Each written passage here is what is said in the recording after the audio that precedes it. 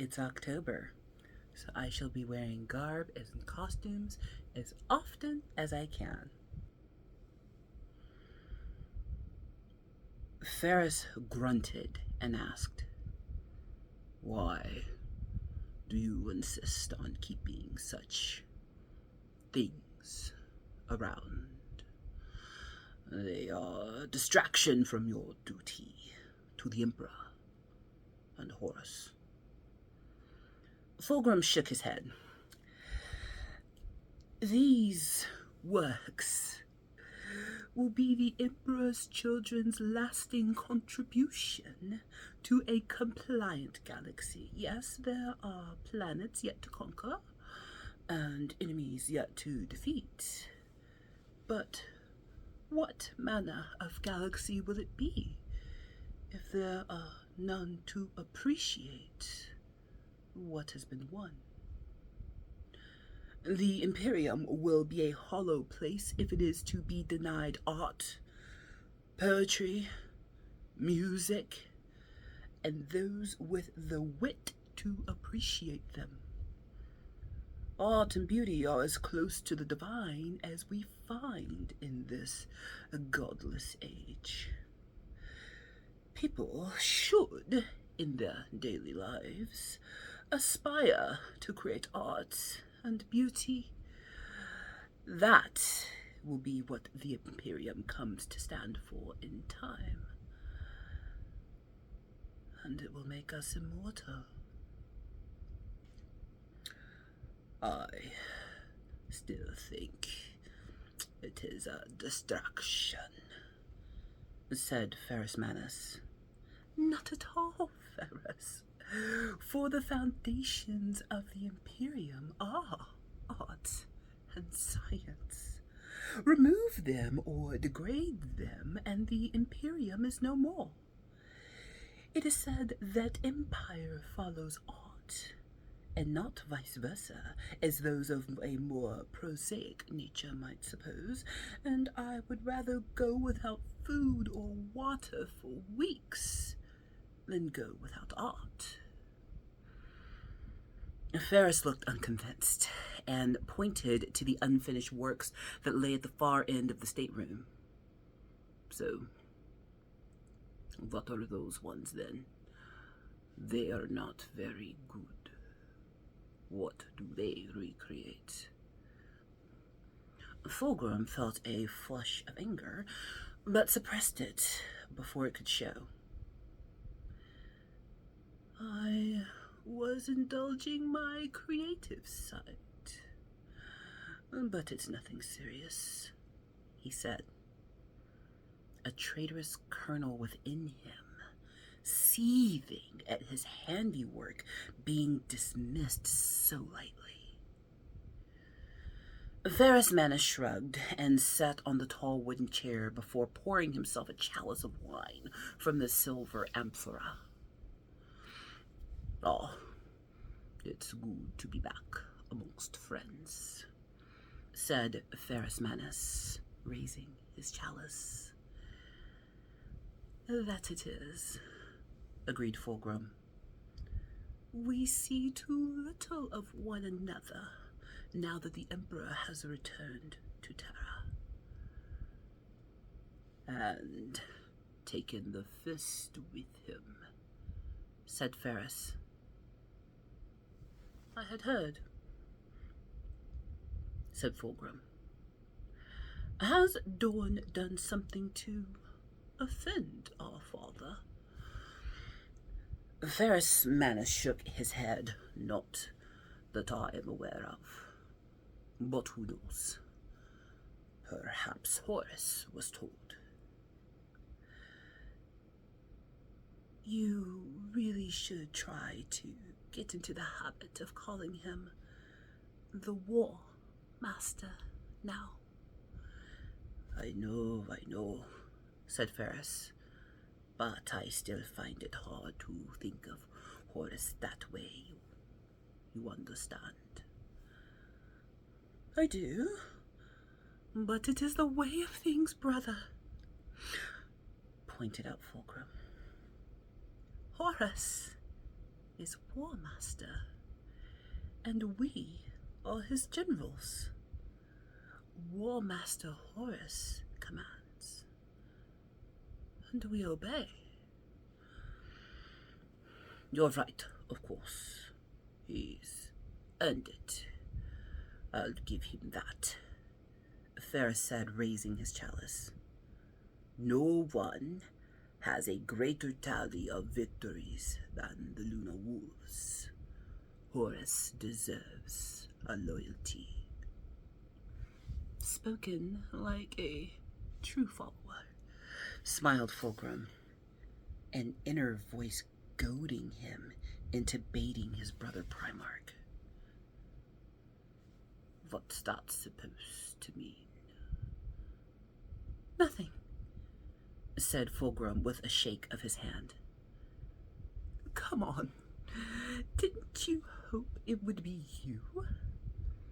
Didn't you wish with all your heart that the Emperor would name you his regent? Ferris shook his head empathetically. No. No.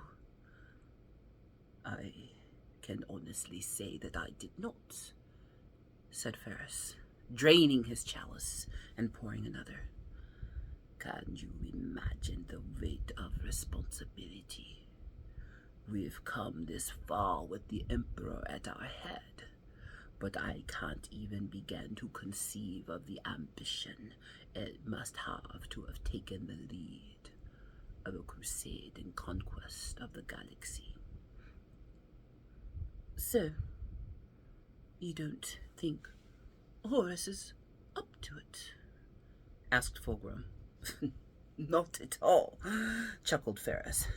And don't put words in my mouth, brother. I won't be branded a traitor for failing to support Horus. If any of us can be War Master, I'd expect it to be Horus. Not everyone thinks so. You've been talking to Perturabo and Angron, haven't you? Amongst others, admitted Fulgrim. They communicated their disquiet at the Emperor's decision.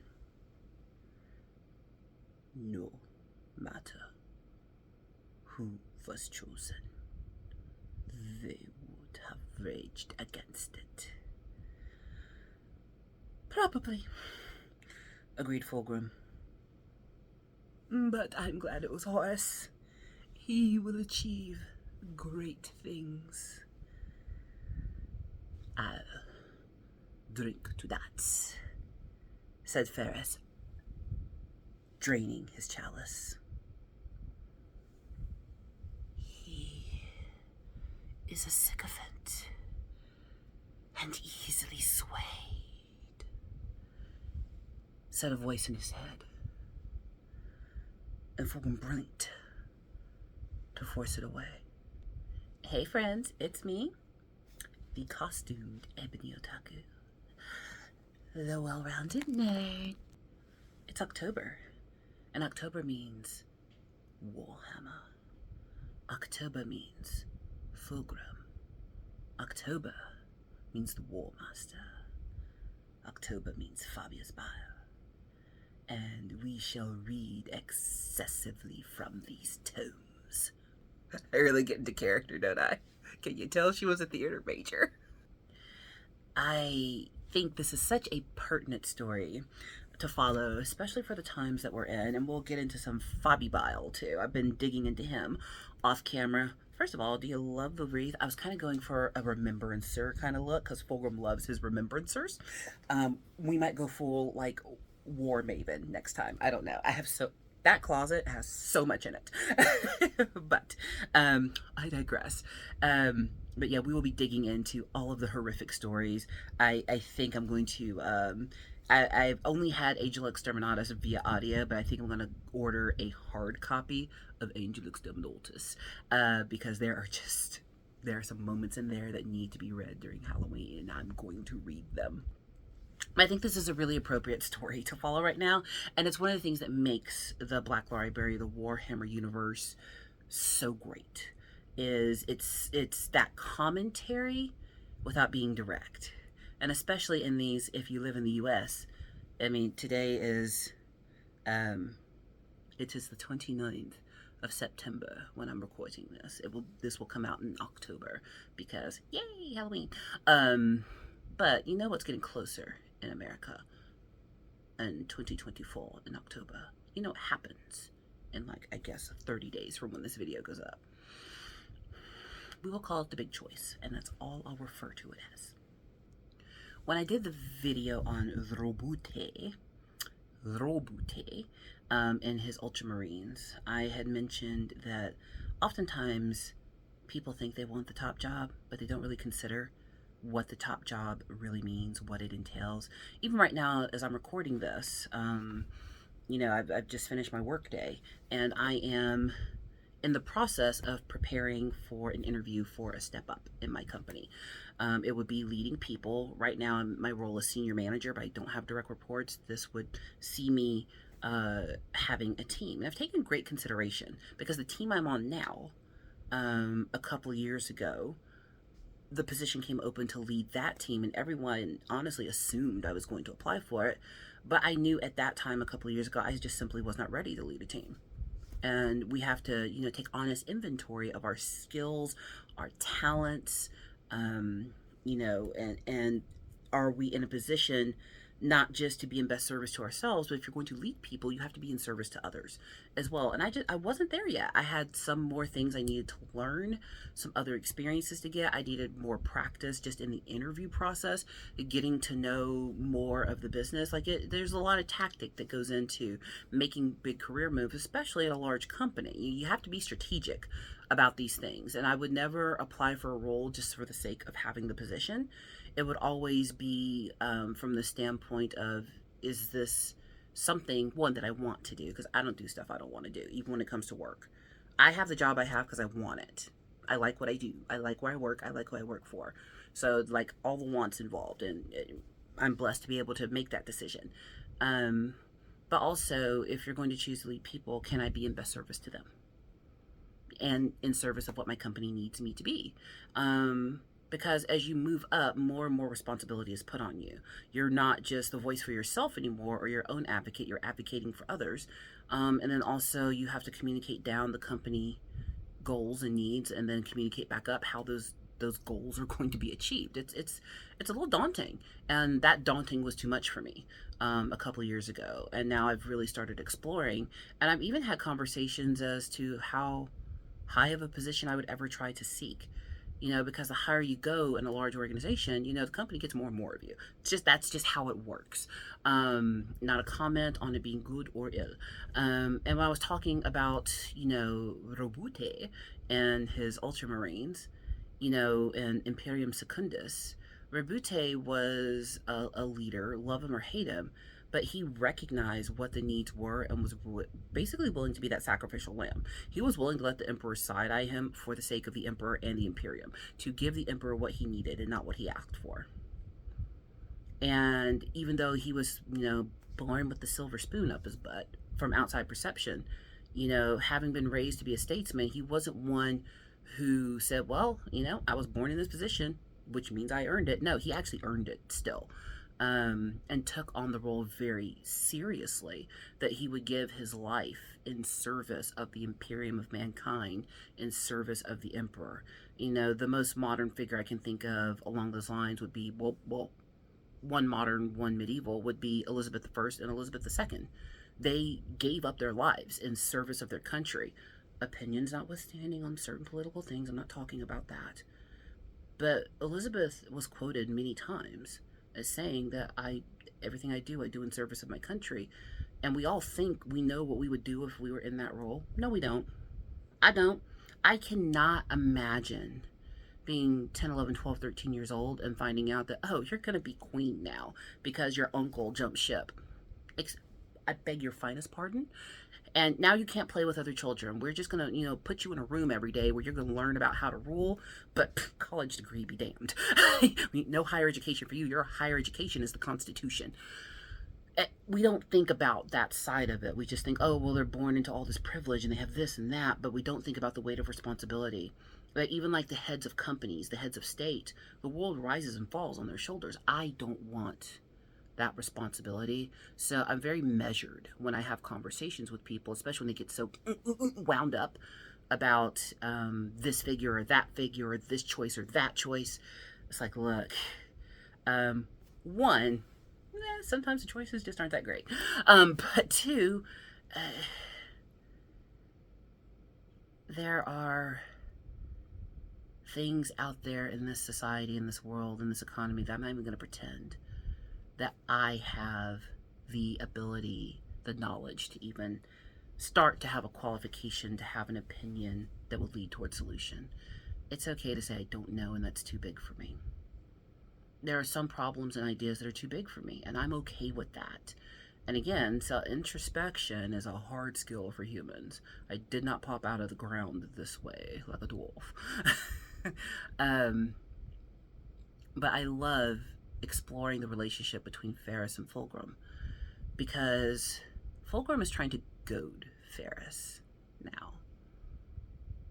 Wouldn't you have wanted to be the War Master? Do you think Horus is up to it? I mean, people do this in companies all the time, trying to fish for information. I'm a direct person. I will say to people directly, this is the information I need, here's why I'm asking, which probably puts me in a good position for a leadership role now, because I don't do beat around the bush, I don't do bovine scatology, I'm not into it. But that's what Ferris is doing. He's trying to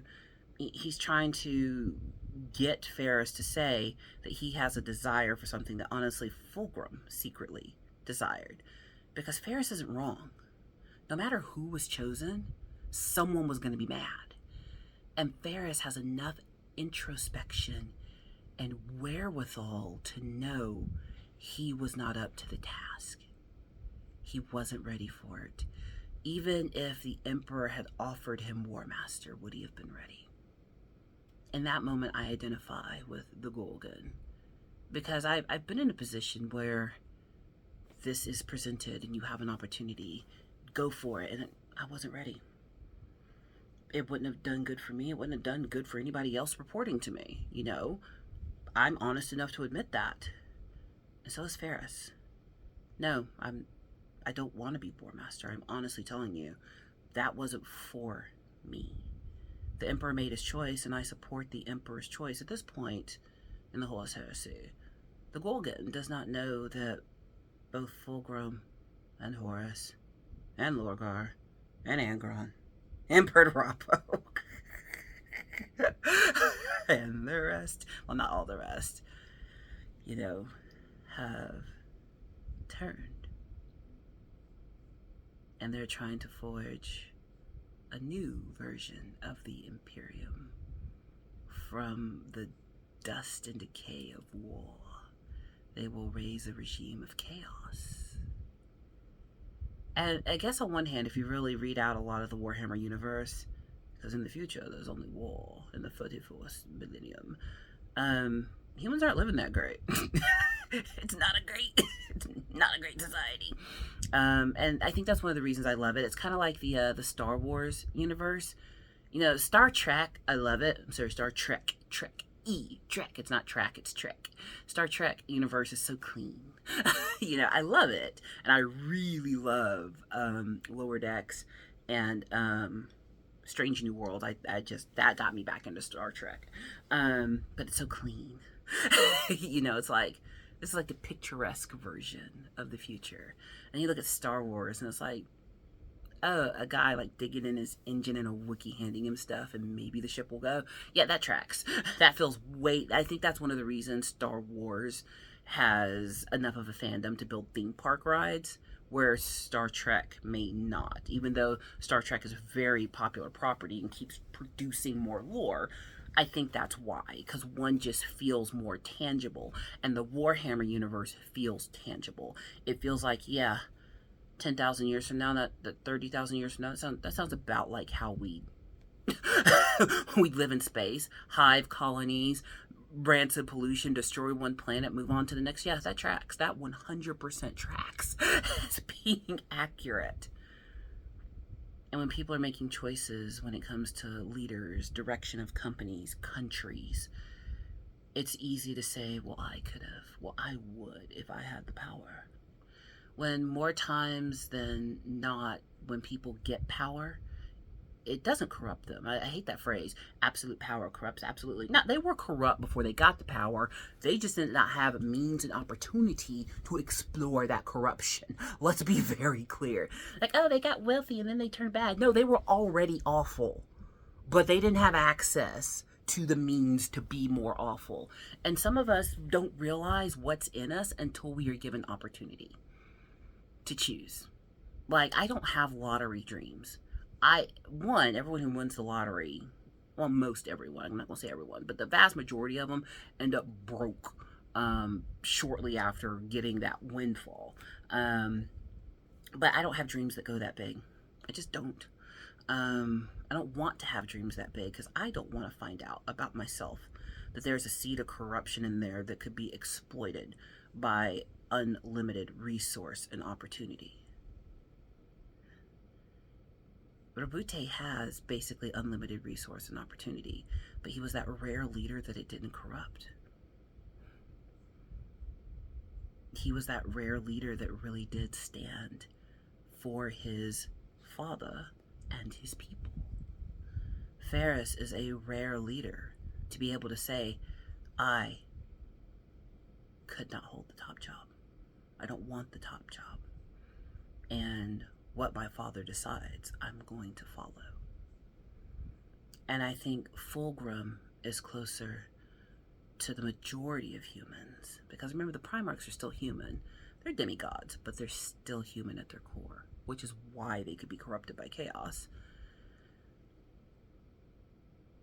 Fulgrim's like most people who think they can do the job, who think they know better, who think they have the best ideas, who think they've solved world hunger in their heads. But when pen goes to paper, it turns out they're just full of hubris and wind. And it can be upsetting because there are capable people who get passed over. It happens. I've interviewed for positions where I'm sure I was well qualified and a good candidate, and I got passed over. Why was this person chosen over me? What did I do incorrectly? Why were my ideas and answers not good enough? But rather than stew in that, I can take that information, internalize it, get my feedback, and do better next time. That's my option. And that's where the Ferris-Fulgrim relationship, I think right now especially, is so beautiful to examine. Where one brother is willing to say, I can't do that. I'm just going to be in service of the whole because that's my function. Because that I don't want that job. And the other who has already allowed himself to be corrupted. And you hear how I phrase that, allowed himself to be corrupted. Because chaos is a neutral evil. Chaos was just being chaos when the Emperor kicked in their door. All right, get chaos like that. What's her name? The Xavier sister in Deadpool. If you haven't seen it by now, whatevs. But yeah, she said you we had separate sides of the fence, and you came and peed on my side of the fence. I'm pro her at that point. I mean, Fulgrim allowed himself to be corrupted. He has everything most humans would want. Unlimited opportunity, the body of a demigod, legions at his service. He can have anything he wants by taking it. And that's still not enough. And it's so easy to say, well, why isn't that enough? It would be enough for me, would it? I mean, I can't walk past a transformer without buying it. So I don't need $10 million. Because obviously I have not mastered self-control when it comes to stuff I like. It's such a good exploration. But I do agree with Fulgrim on a very important point. And that is that what's left of who we are, if not the things we've created? For some, that's their children, their progeny they leave behind. For others, it's great works of art. For some, it's social justice they were able to enact. For others, it is the preaching of religion. So many things that will live beyond us, our contributions living beyond us.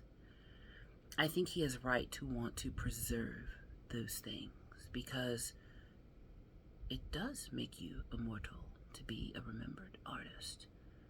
How many things do we admire that were produced hundreds, thousands of years ago by humans? That painting in a cave, that etching on a tablet, that building, the edifice, the statue. We marvel at what humans have been able to accomplish that we can't duplicate anymore. So it does make you functionally immortal to an extent. But he puts the creation above the creator. And that's where Fulgrim finds his flaw. He wants to be equal to his creator, because Fulgrim isn't just swearing loyalty to Horus. All of those that fell to chaos, they weren't aligning with Horus. They were aligning with themselves and their own selfish desires, those inward secret things. And that's what you really have to pay attention to. There are leaders out there. There are Rebutes. There are Ferris Mani. Menaces doesn't sound like a word. But there is a Rebute out there. There is a Ferris out there who will do the best for their people. And that's the kind of leader I seek to be.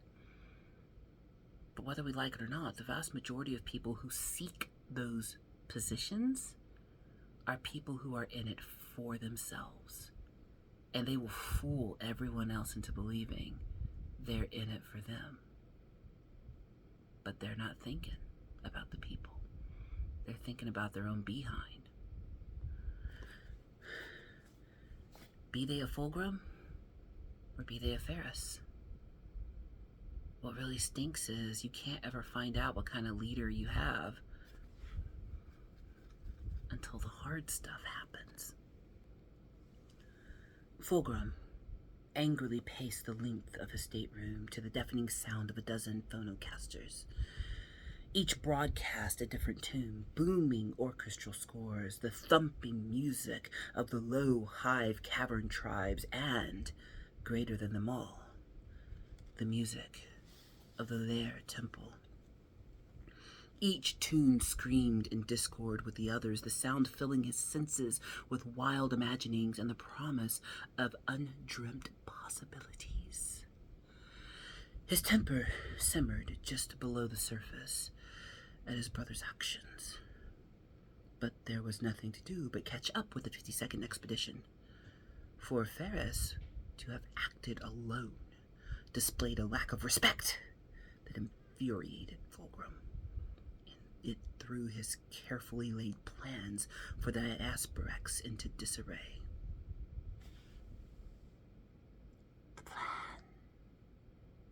had been perfect, and Ferris was ruining everything. The thought swiftly surfaced, and with such venom behind it that Fulgrim was shocked at its intensity.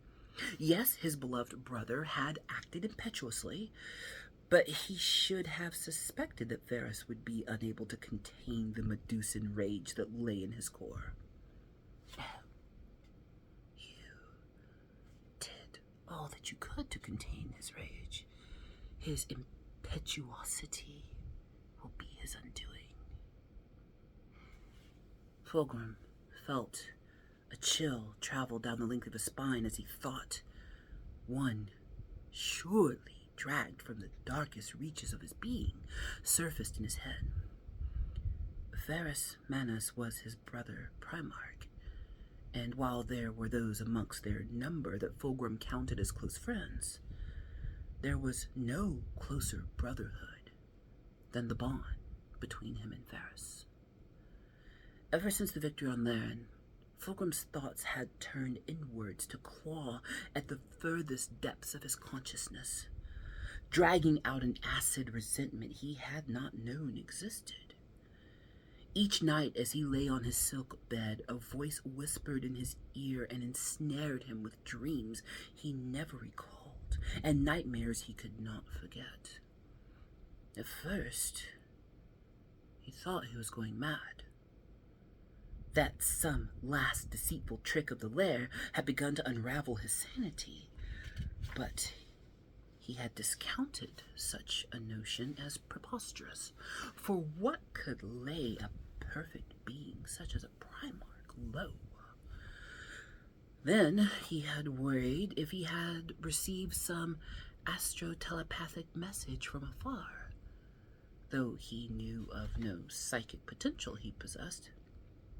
Magnus of Prospero had inherited their father's gifts of foresight and psychic potential, though it was a gift that had distanced him from his brothers, for none truly trusted that such power was without price or consequence.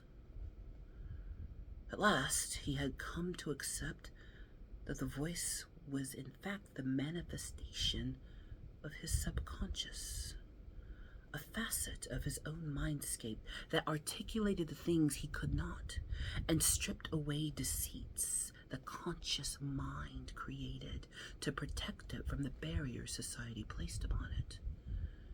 How many others could lay claim to such an honest counselor as their own mind? Fulgrim knew he should make his way to the bridge, that his captains needed his direction and wisdom to guide them, for they looked to him in all things, and from him would come the direction and character of his legion. Which is as it should be. What is this legion but a manifestation of your will? Fulgrim smiled at the thought, reaching over to increase the volume of the phonocaster that played the music recorded within the lair temple. The music reached deep inside him, its sound without tune or melody, but primal in its intensity. It awoke a longing for better things, for newer things, for greater things. He remembered returning to the surface of Laren and seeing Bekwa Kinchka in the temple with her hands raised to the roof, her face wet with tears as she recorded the music of the temple. She had turned to face him as he entered, falling to her knees as the passion of the alien music washed through her. "I shall write this for you," she shouted. "I shall compose something marvelous. It will be the Maraviglia in your honor." He smiled at the memory, knowing the marvels she would compose for him were sure to be wondrous beyond belief. La Fenice was already undergoing great renovations, with exquisite paintings and mighty sculptures already commissioned from those who had also visited from the surface of Laren. If there had been any conscious thought as to why only they should receive commissions, he had since forgotten it, but the appropriateness of the decision still pleased him. The greatest of these works would be a mighty picture of him, a magnificently ambitious piece he had commissioned from Serena de Angelis after seeing the work she had begun to produce in the wake of the victory on Laren. Work so full of vibrancy and emotion that it made his heart ache to see such beauty. He had sat for Serena de Angelis several times since then, but he would need to find time to engage with her properly when the diasporics were annihilated. Yes, he thought, soon the pride of the Emperor will echo to the music of creation, and his warriors will carry it to every corner of the galaxy so that all might have a chance to hear such beauty. His mood soured as he cast his gaze toward the end of his staterooms and the pile of smashed marble that had been his attempt to create a thing of beauty. Each stroke of the chisel had been delivered with precise skill. The lines of figures' anatomy were perfect, and yet there was something incredibly wrong with the sculpture. Something that eluded his understanding. The frustration of it had driven him to inflict violence upon his work, and he had reduced it to rubble with 3 blows from his silver sword. Perhaps Ostian Delphor could instruct him as to what mistakes he was making, though it galled him that he, a Primarch, should have to consult a mortal. Wasn't he created to be the greatest in all things? His other brothers had inherited aspects of their father, but the gnawing doubt that perhaps the accident that had almost destroyed the Emperor's children at birth had encoded some hidden defect in his genetic makeup returned to haunt him in the dark watches of the night. Was his nature a sham? A thinning veneer of perfection that hid a hitherto unknown core of failure and imperfection? Such doubt was alien to him, yet the horror of it had lodged like a canker in his chest. Already he felt as though events were slipping away from him. The battles on Lair had been vanity. He knew that now, but they had been won, and that was what remembrancers would tell. They would not gloss over the appalling casualty figures he had suppressed, but which haunted his dreams with images of the fallen warriors whose names he knew and memories he cherished. Now Ferris, rushing off impetuously to engage the Diasporic's fleet. His scout ships had discovered those, was closing in on the solar sectors. The familiar anger towards his brother's surfaced once again. All thoughts of love and centuries of friendship stained with this latest betrayal. He shames you with that display, and he must be punished. We're going to continue following old Fulgrim and Fabius for the month of October. I might even do some readings outside of Warhammer Wednesday because it's October. I think I might bring some Edgar Allan Poe to bear as well. I've got some really good, maybe a reading from Ethan Frome. There's a good old Gothic story. But we're just going to have fun in October. Why not? And I'm still working on my Titans, so hopefully the Bane of Monarchia, my Warhound, will be finished in time for some Octobering. So, as always, please like, comment, and subscribe, and I'll see you in the next one.